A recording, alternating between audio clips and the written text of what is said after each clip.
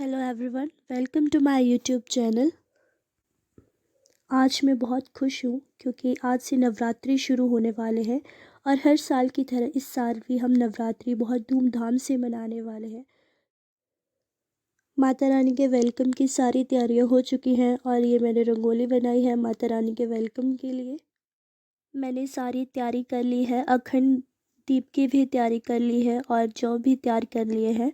सुबह आज मुझे जल्दी उठना था क्योंकि आज मुझे थोड़ी सफाई करनी थी और इसके बाद मुझे नहाना था क्योंकि 6:30 बजे का मुहूर्त था और फिर मुझे पूजा करनी थी।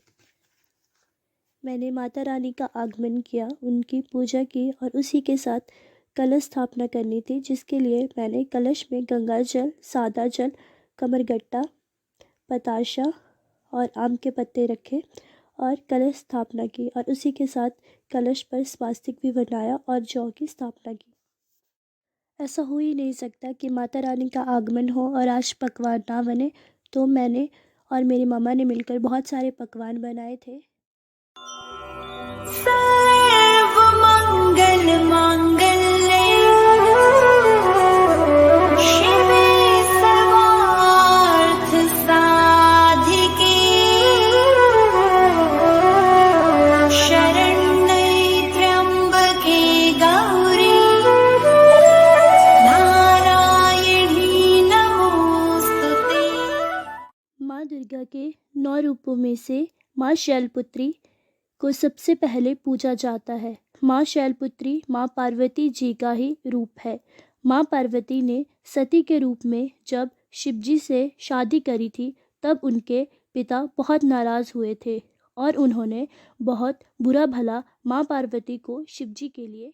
यह बात माँ सती से सही नहीं गई कि उनके पति को इतना बुरा भला बोला, तो उन्होंने यज्ञ की आग में खुद को समर्पित कर दिया था। उसके बाद माँ सती ने पर्वतराज के घर में शैलपुत्री के रूप में जन्म लिया था। उन्हें शैलपुत्री इसलिए भी कहा जाता है क्योंकि शैल का अर्थ है पर्वत और पुत्री का अर्थ है बेटी। शैलपुत्री शैलपुत्री को मदर नेचर भी कहा जाता है क्योंकि माँ शैलपुत्री में पहाड़ पर्वत भी समाये हुए हैं। जय माँ शैलपुत्री। और आज मैं सुबह उठती हूँ तो देखती हूँ कि हमारे घर डफ़ी आई हो। जैसे जैसे समय बीतता है तो मैं डफ़ी से मिलने जाती हूँ और ये है हमारी डफ़ी और उसकी स्मॉल स्मॉल बेबीज़।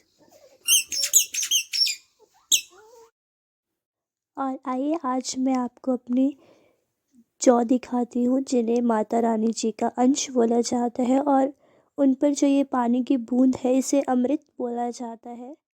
माँ पार्वती का 7वां और सबसे भयानक रूप माँ कालरात्रि का है।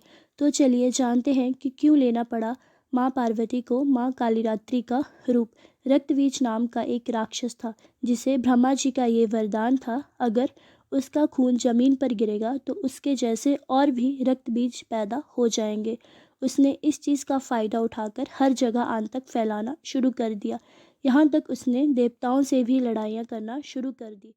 तब सारे देवता लोग कैलाश पर्वत पर शिवजी और माँ पार्वती जी से मदद मांगने गए। उनके पीछे पीछे रक्तबीज भी कैलाश पर्वत पर पहुंच गया और माँ पार्वती को देखते ही उनसे शादी के लिए बोलने लगा, ये जानते हुए भी कि माँ पार्वती महादेव जी की पत्नी है। इस बात पर माँ पार्वती जी को बहुत क्रोध आ गया और उन्होंने रक्तबीज के साथ युद्ध करना शुरू कर दिया। जब माँ पार्वती ने उन्हें मारा तो उनके खून की बूंद जैसे ही धरती पर गिरी तो उनसे और रक्तबीज पैदा हो गए। तब माँ पार्वती ने रौद्र रूप यानी काली का रूप लिया और उनके गले काट दिए और उनका सारा खून पी गए। इस तरह सारे रक्तबीज मर गए और उनका अंत हुआ। माँ कालीरात्रि की पूजा करने से नेगेटिविटी दूर होती है और स्ट्रेंथ मिलती है। जय माँ कालीरात्रि।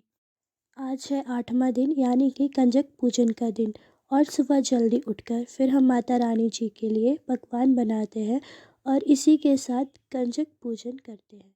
आखिरकार वो दिन आ ही गया जब माता रानी को अलविदा कहना था।